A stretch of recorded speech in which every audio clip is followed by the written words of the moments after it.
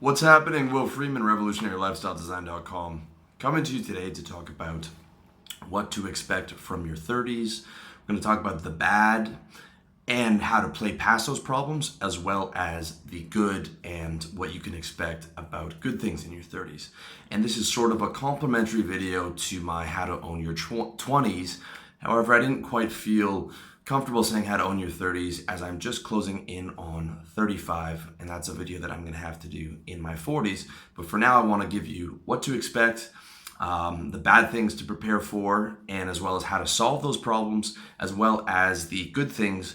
And I want to give you a positive message and a positive expectation for guys who are 18 to 28, and tell you that things can be really fucking good in your 30s if you play things properly. So, without further ado, I'm going to be 35 in June, and a lot of this stuff has been with me for a while. I've been thinking about this a lot, and basically what I've done is put together in the bad and the good categories. So, the bad, okay, what to expect in your 30s, the bad stuff. Number one is that life is no longer in front of you.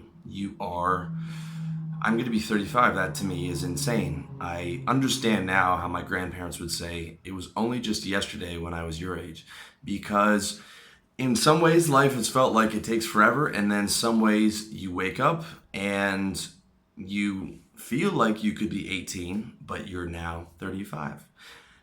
Also, you don't change all that much in terms of your core persona. Like the stuff that made me laugh at 18, the stuff that my friends and I joke about is stuff that we still joke about today.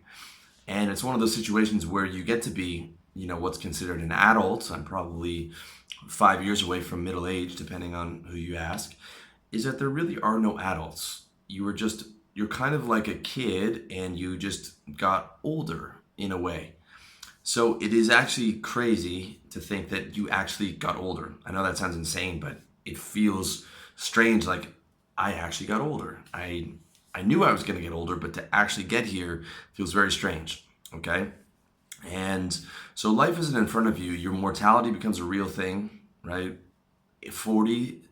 After 40 is where, when you're going to school, you would occasionally hear about someone's dad who died jogging when he was 40 in relatively good health. So your mortality becomes a thing. You start getting the blood tests.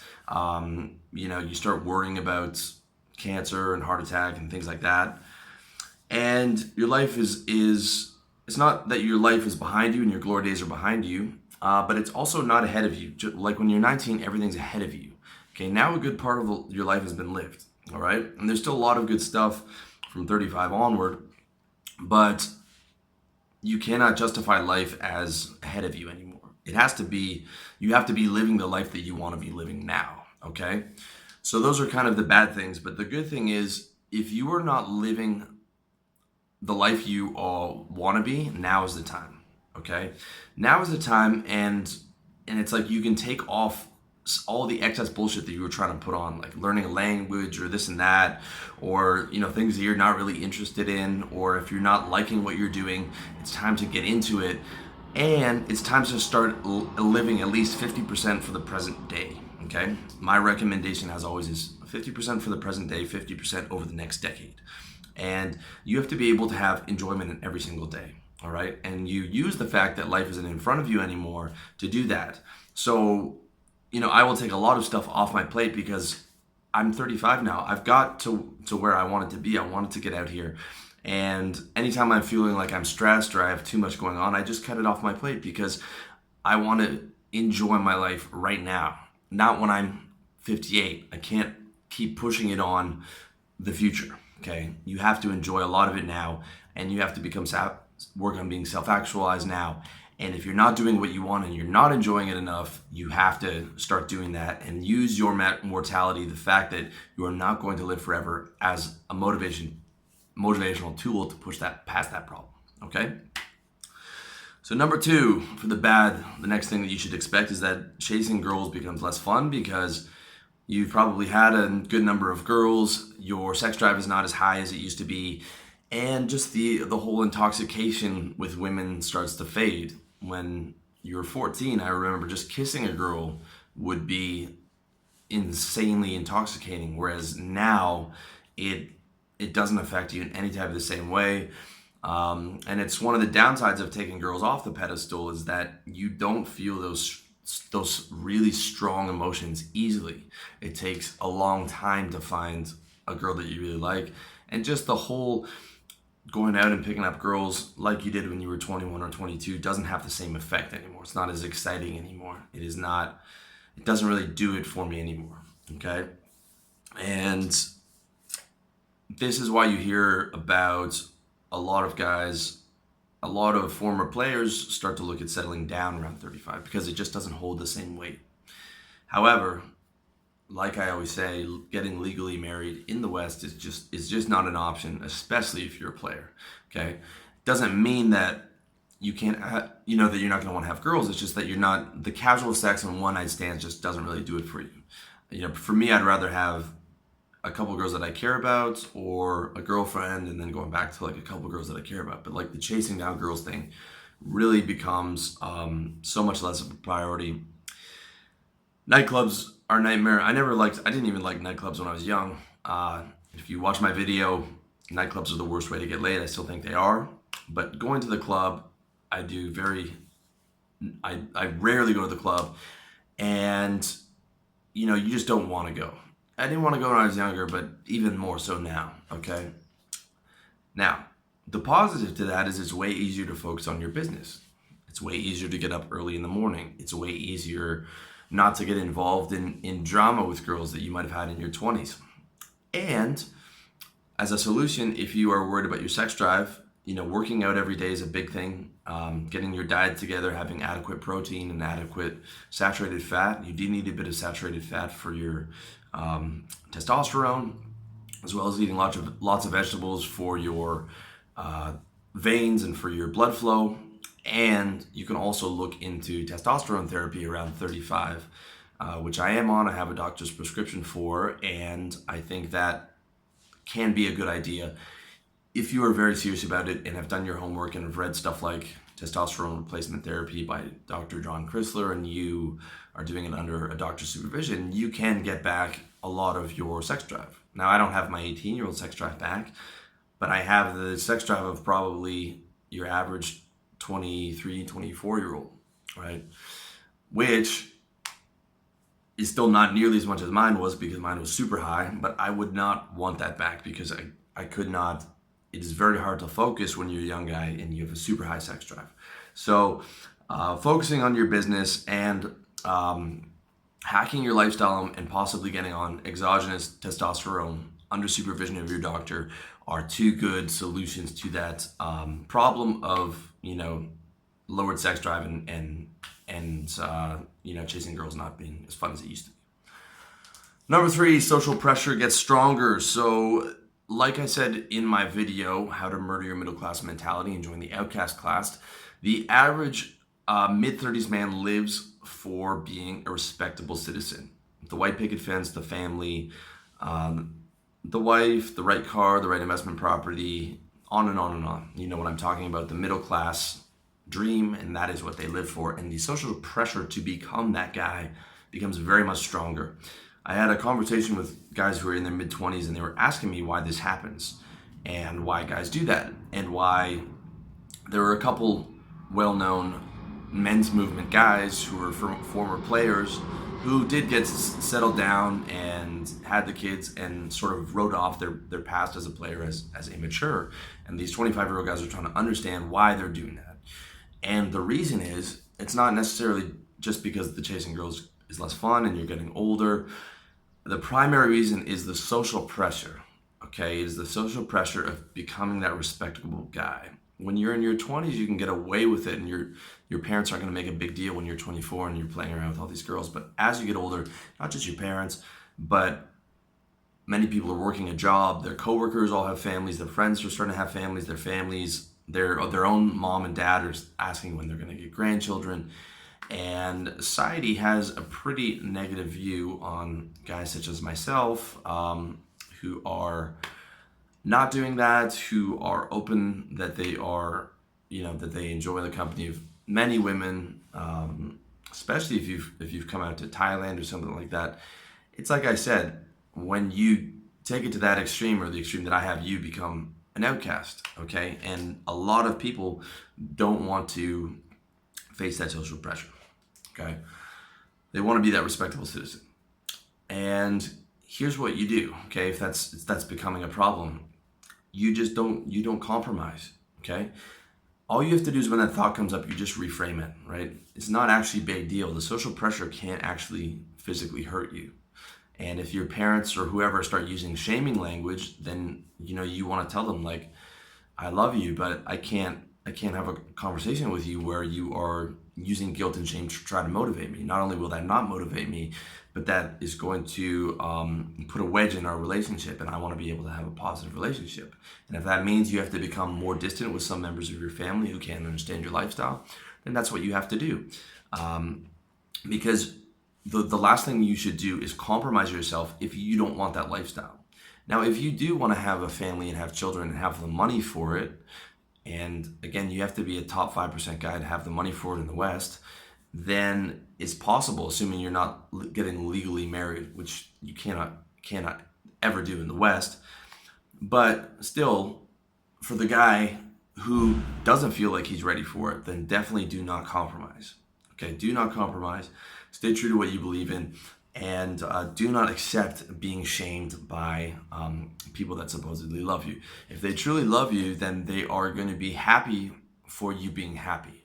Okay, and the ones that are trying to make you live for them and for their own ideals do not love you in the way that you think you do.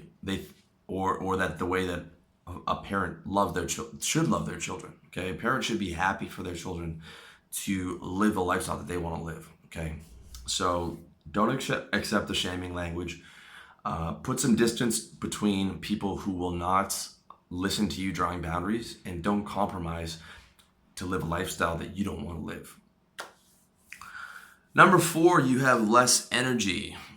There's a lot of why I tell you young guys to start a business when you're young, because you don't get that youthful energy back. You don't have the energy at 35 that you did at 25, and it's not coming back anytime soon, okay? Especially the energy that you have at 18, 19. Some guys will say, well, telling 18, 19-year-olds to start a business is too young. There is no too young. 18, 19, you have all the energy in the world, and if you can get a business going, it is a major blessing, okay? Now, naturally, you do not have the same energy. However, with state management, you can get back the vast majority of the energy that you had, okay? And in some ways, I have more energy than I did when I was 21 because my lifestyle and diet was so horrible.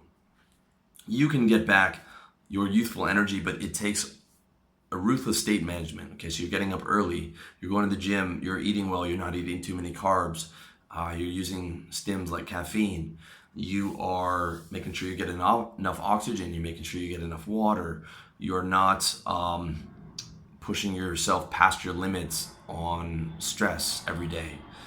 Really, the key to it is state management, and you can deflect 90% of that energy loss, right? Like, I'm able to put as much energy in my business as a 23-year-old guy would be because I'm really ruthless with my state management. And then by the end of the day, when I'm tired, then I can be a 35-year-old guy and just fucking relax and not have to worry too much. But during the day, I'm very ruthless about my state management, and that allows me to be able to put in work 7 days a week on my business at high energy level, or an energy level of a guy who's probably 23 or 24, because I do the work and because I take that seriously. Number 5, kidney, gut, and joint issues. This is not necessarily true for everyone, but it is true for a lot of guys that I talk to, as well as myself. So basically, if you spent the first 20 years of your life, which most people did, eating the standard American diet with the GMOs in your food and all the FODMAPs like gluten and dairy and all these other things, and maybe, hopefully, you get it together in your 20s and get your diet together. But if you don't, then chances are you're going to have some issues in your 30s with your guts, with your kidneys, and perhaps with your joints. Now, all those issues, in my opinion, are related. Okay, your gut, your liver, your kidneys, and those all affect your body in different ways, but in my opinion, they're all related to what you are putting into your body, right? What you're drinking and what you're eating. So you'll get stuff like you get bloated easier, like salt is way more noticeable because my kidneys process that slower, which means that you get bloated quicker. Like if I eat a bunch of McDonald's, it's going to show on my face that night, and the next day you might even see it in some of my videos, where some videos I look like I have definition in my face, and then some videos I don't, because I was out the night before having a few drinks and ended up getting Subway at 1:30 in the morning. And the next day I wake up and then you get the Michelin Man face going on, okay? Same goes with your gut. You'll have a little bit of distension where your gut sticks out, okay? Because the bloating affects your gut as well, your face, your gut, your pecs, you see it everywhere. You just hold water a lot easier, which is not a good thing for looking lean, okay? Food sensitivity goes up. I'm talking about stuff like caffeine and alcohol you don't handle as well. For some guys, they get anxiety. For some guys, they get an upset stomach. For me, alcohol, too much alcohol, my gut doesn't like that. Caffeine, I tolerate better because I take it every day. But ideally, if I was talking about perfect gut health, I would have to cut out both of those things.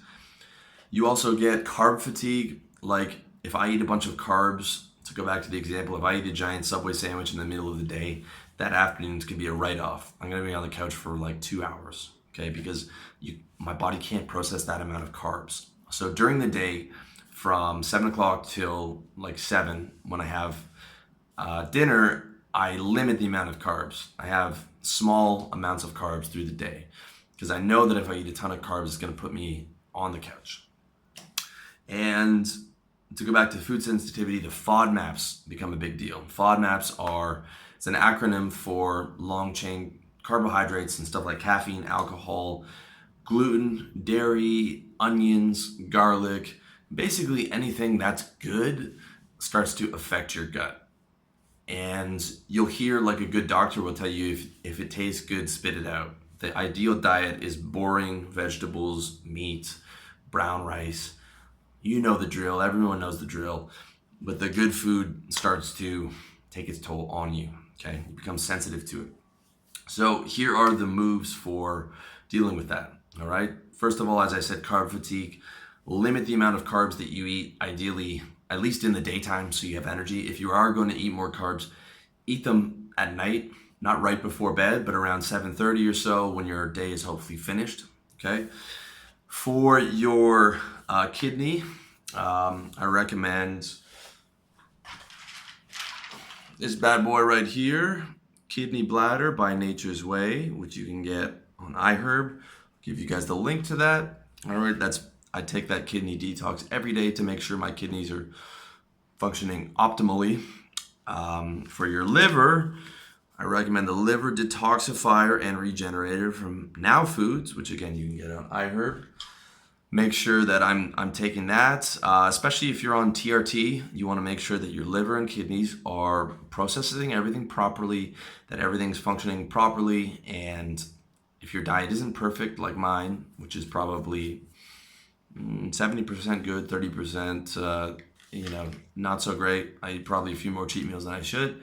Make sure the liver and the kidneys give them some extra help to process everything that you're putting into your body, okay? For the joints, now joint pain probably comes from having a leaky gut, okay? Now the leaky gut I haven't solved yet, so I'll have to come back to you guys on how to solve the leaky gut. I've tried stuff like glutamine, I've tried a number of different things. My gut's still not perfect, but it is a lot better, okay? I take the probiotics every day, which I recommend. I take digestive enzymes with the meal every day. And for when your gut starts to affect your joints, like your joints become stiffer, then you want to use the Super Collagen C from NeoCell, types 1 and 3. Take 6 of these pills every day, 6,000 milligrams. And then you want the Now Foods hyaluronic acid, and you want 200 milligrams of this. If you have joint pain, taking those two things together will knock off 60% of your joint pain. They're insanely good, and everything else doesn't work because I've tried them all. So with those, I can work out, easily. I can do everything easily. My joints are nice and smooth. And as an added bonus, it makes your skin smoother because you're putting collagen, more collagen, hyaluronic acid in your body, which is, makes up a main part of your skin. So that's very important to help with your joints and to help with your gut. And again, for the gut, I recommend a powerful probiotic every day. I use Now Foods, I think anywhere from 25 to 50 billion, as well as Doctor's Best digestive enzymes with every meal. So really what you're doing is you're just taking the supplements to help the body digest and process everything and help it move through your kidneys and liver, which to me just makes sense, okay? So that's kidney, gut, and joint issues. Number 6, your PC muscles weaken. Your PC muscles are your pubococcygeus muscles, okay? I'm not sure if I pronounced that correctly, but basically they are your the muscles that control your erections as well as urine flow, as well as your sphincter muscles, right? So you've got the PC muscles, which are control your urine flow, and then the sphincter muscles, which control number 2. So those tend to weaken, okay? And that comes from probably overuse of, coming a lot and pissing a lot and all these other beautiful things that I don't want to describe to you too much in this video. So basically what you'll notice is that number 1, number 2 are, while you're doing them, they are looser and weaker. You have to shake your dick off a lot more. Number 2, you might be there for a bit longer, making sure you've handled everything. And your erections get weaker because your sphincter muscle and your PC muscles are a major component in erections. So what you want to do every day is you want to do 30 Kegels.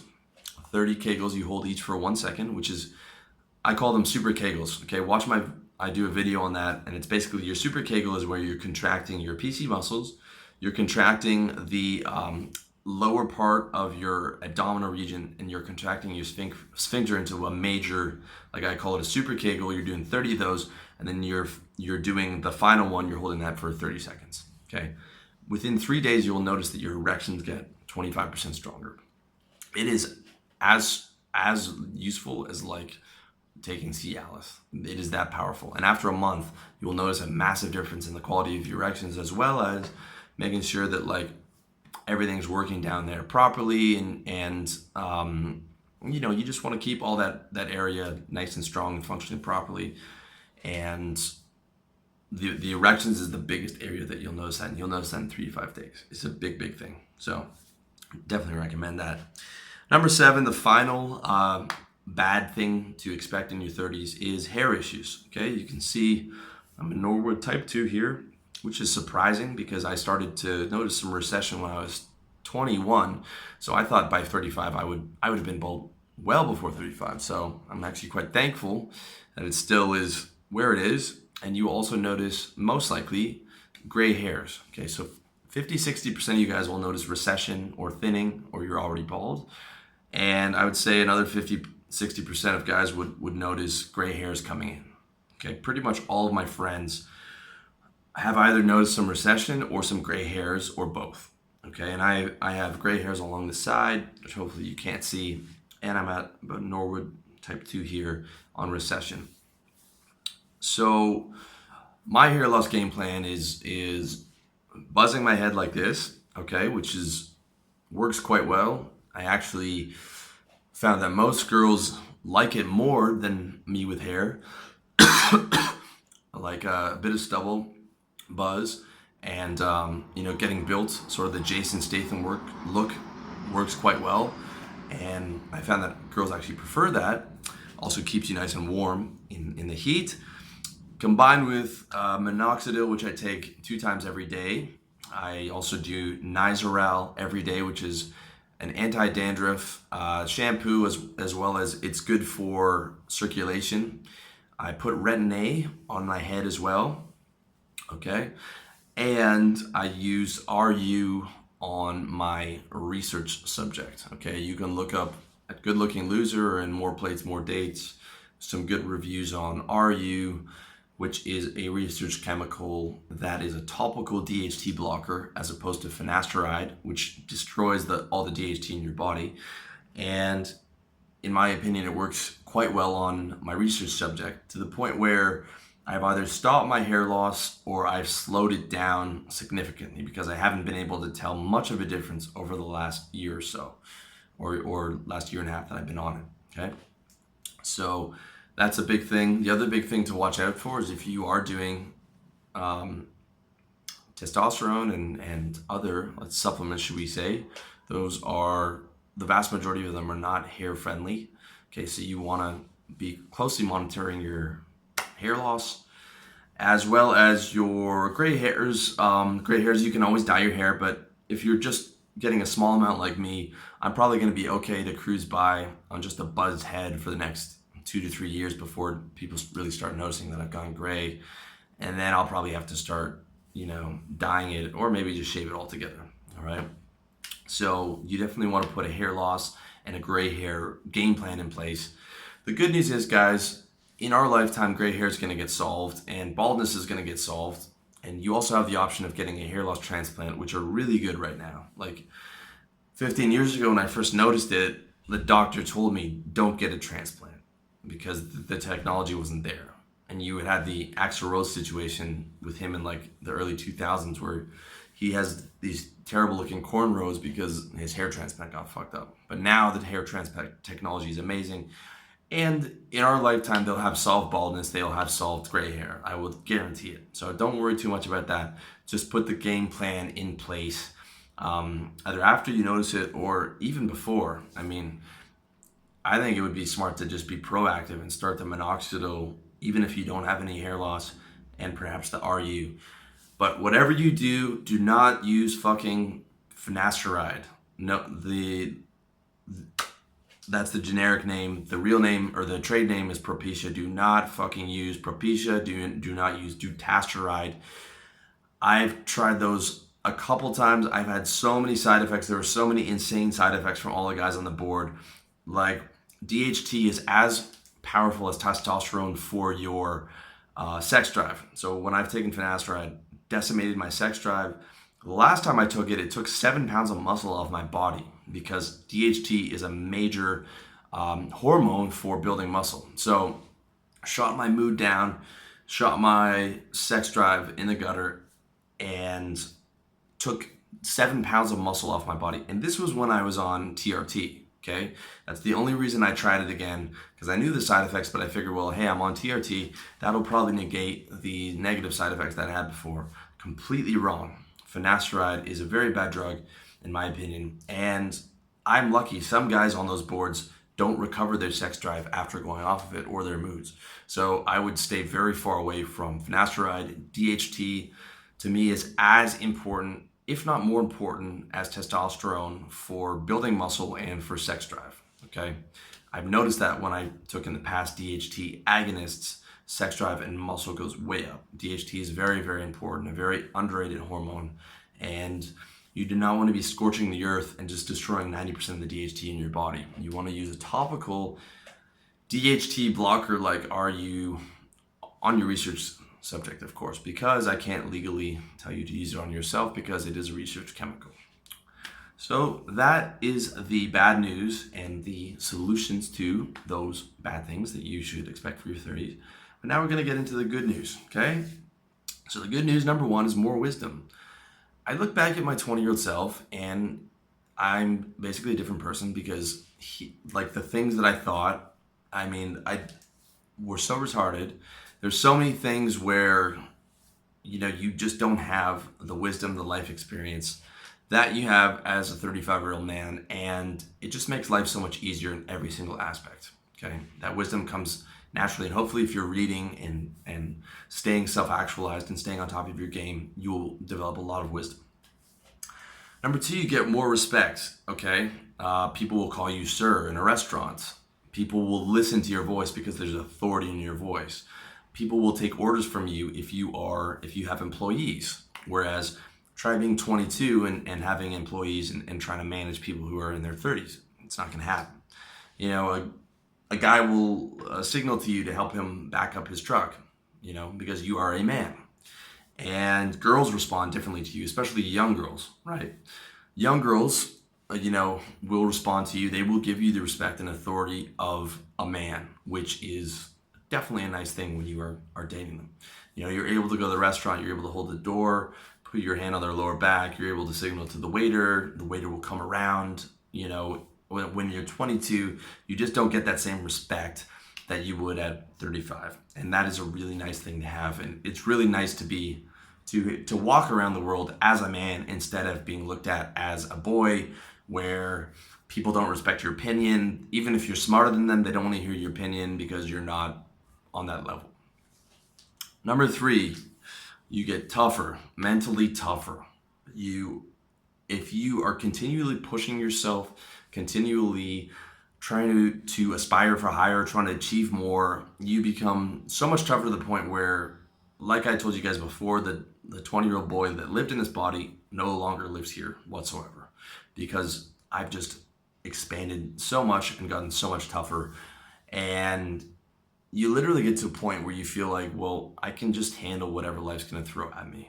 You know, God forbid, I don't want to jinx myself, and barring, you know, your mom dying or some life-threatening illness, everything else, you're just like, you know, you can handle it, right? You can handle the stuff. Number 4, you can still get young girls. This was the most surprising thing to me, because when I was like 19 or 20, a 35-year-old man seemed ancient. That was a dinosaur to me. And I never would have imagined in a million years that the girls I was dating at 19 or 20, or the girls that I knew, would date or hook up or fuck a 35-year-old man. But guess what? They do. And they do it in large numbers. Okay? Now, I'm not perpetuating that manosphere myth that like your mid-30s to your 40s is your prime as a man, like in terms of looks. It is still a factor. But if you've taken care of yourself, you can still get 25-year-old girls relatively easy. Now, the only real stigma is in the actual age, okay? So when you're going up to a girl in the street and you've taken care of yourself, I can attract girls the exact same as I could when I was 27. I haven't noticed any difference in that aspect. The place where I have noticed the actual difference is in the actual mention of the age. So where I say I'm 35, we're going to be 35, I get the oh. Or on Tinder or on the dating sites, the match percentage has gone down with girls who are 22 because of them actually seeing the age. But in terms of just actual attraction and actual picking girls up when the age isn't a factor, I've noticed no difference from 27 to I'm going to be 35 in June. So that is a very nice thing, and that's a nice surprising bonus. And you also look at like the top actors right now, Tom Hardy, Ryan Gosling are in their late 30s. Christian Bale's in his early 40s. You can cruise on into your mid 30s and still get hot girls. You can probably do that into your mid 40s, assuming you take care of yourself and assuming, you know, you've got money and stuff like that, because it's not at the point where you have to pay for them, but it's at the point where you can't really sell girls on your potential anymore. At 35, you have to be established a little bit, and you can still get 22, 21, 23-year-old girls, which is pretty cool. And of course, you can get women your own age. So that's a really nice thing to look forward to if you take care of yourself. Number 5, you're better at state management. Way better, okay? I'm aware of everything that lowers my state. Whereas when I'm 20, you would just like, you're running through life with no plan. At 35, I know I have to get up early. I know I have to exercise. I know I have to drink a lot of water. I know I have to take my supplements. I know I have to do my work during the day. I know I don't want to sit down too long during the day to lower my state. I know that I have to do my mental reframes. I know that a hot shower and you know, followed by a cold shower is a state booster. So all these things, you get way better at managing your state, and you know, you get way better at knowing what makes you happy, which is really cool. Number 6 is you have more realistic expectations of the world. As opposed to being like an idealistic 18 to 19-year-old dreamer, you actually have realistic expectations of what you're capable of and what you're able to get out there. And that is an awesome thing because you lose a lot of money and time as a dreamer. But when your expectations get in line with reality and become realistic, I actually get what I want. When I set a goal, I achieve it. When I have tasks in my to-do list, I actually do them. When I start a business or start a new project or write a book, I'm able to get it out and able to make money on it. When you have those like realistic expectations on the high end of realism, of course, you're actually able to achieve what you want to achieve, as opposed to wasting all this time on stuff that's in the world of fantasy, right? Mark Zuckerberg shit, right? You actually able to achieve that, and you save so much time and energy once you develop those realistic expectations, and that just comes with experience, or it comes with maybe you can listen from my experience and not have to get those realistic expectations the hard way. But once you do develop them, it's a really, really awesome thing. All right. Number 7, better social skills. This is especially true if you've been through the corporate game. Okay, I don't recommend corporate life for most guys, but having been through that, especially corporate sales, you watch the younger guys and you see how many mistakes they make. Like young guys, vast majority of them, their game is terrible with girls and just in socializing. Breaking rapport, getting angry, getting triggered, saying shit that can affect their business, mouthing off to the wrong guy, on and on and on. When you're 35, you're able to take a breath and think, is this the smart thing to say? Or in your business, is this professional? You can look through the last 5 years of my business with me posting on forums, my comments on YouTube, my comments on my site. There was never a comment where I've used an ad hominem attack. I've never showed myself being triggered by somebody. I've never done anything that made me look unprofessional business-wise. And socializing, I'm always looking to build rapport and create positive solutions and create positive experiences. And, maybe someone might say something or whatever. You take a deep breath, you think about what you're going to say before, and your social skills become so much better to the point where you just don't really have drama in your life. You'll occasionally get some drama from a girl and you will like check her or kick her out of your house, and you live a relatively drama-free life if you've played your cards correctly and have learned how to become socially savvy, which you will if you keep focusing on being self-actualized. And it's a really nice thing to have. Number 8, you have more money. Okay, this is the final thing. This is probably the best thing. Being broke at 20 sucks. Okay, I remember eating Cheerios with water in university because I had no money. That fucking sucked. And I always heard older guys telling me like, man, you're 20, man, you got nothing to complain about. Like, I would give anything to go back there. I would not go back to being 20 or 23 or 22. I would not go back to like being 20 and eating water and Cheerios. Being broke sucks. Not having money sucks. And it doesn't matter if you have a lot of girls, and it doesn't matter if you have a lot of girls, but you work a shitty job all week and and you're trying to pay for your lifestyle. It doesn't matter that you have your youth, okay? It sucks not having money. And hopefully in your mid-30s you have more money. It makes life a lot better. A lot better.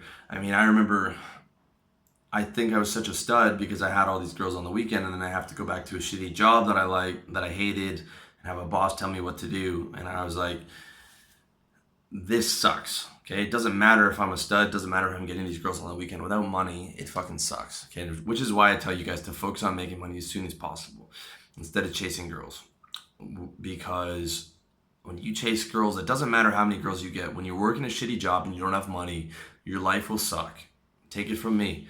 Start getting that money as soon as possible. And hopefully by your mid-30s, you'll have more money and your life will become a lot more comfortable. All right? So that is what to expect from your 30s. I laid down a lot of the bad as well as the solutions to that as well, and also a lot of the good stuff. Okay, but I'm also laying down a big assumption here. I'm assuming, okay, that you're sort of follow the game plan that I've laid out. If you are still broke and still working a shit job and you're not going to the gym and you're not doing all the things that we talk about, okay, because this video is aimed at younger guys, 18 to 25. I'm assuming that you are going to be doing the things that I've been doing, and so you are going to have a relatively similar 30s to what I'm having, okay? But if you are not living that lifestyle, then your 30s are going to be really fucking bad. I mean, the list will be 40 pages or 40 points long of badness, okay? So I'm assuming that you are on the game. Now, if you are on the game, and if you are on your game, your 30s are really good. Like, I'm closing on 35. I'm happier now than when I was 25. And I'm probably twice as happy, and I'm not exaggerating, because of all the things that I've outlined before. Okay, yes, it would be nice to look 25 and have the energy, but if I could go back to exactly where I was at 25 and being where I am now at 35 and knowing what was ahead of me and going back there, I would not do it. I really wouldn't, because I am 100% twice as happy now, twice as consistently happy as I was at 25. I would not go back. So that is what you have to look forward to if you play your cards right, okay? So you have the bad things that are going to come up. You have the solutions. And if you're playing your cards right, you're going to have all these good things. And you will be happier than you were in your 20s, okay? You will be. And I want to give you that positive outlook for the future, because it's really true. If you have followed the game plan and you are self-actualized, you will be happier, okay? And you will have an awesome 30s to look forward to. So that's it for today. Thank you for watching. Thank you for listening. Thank you for checking out my articles at revolutionarylifestyledesign.com, checking out my books at revolutionarylifestyledesign.com/books, and checking me out on iTunes, SoundCloud, Facebook, Twitter. I'm all over the place. Much love to you and all the best in your personal development journey.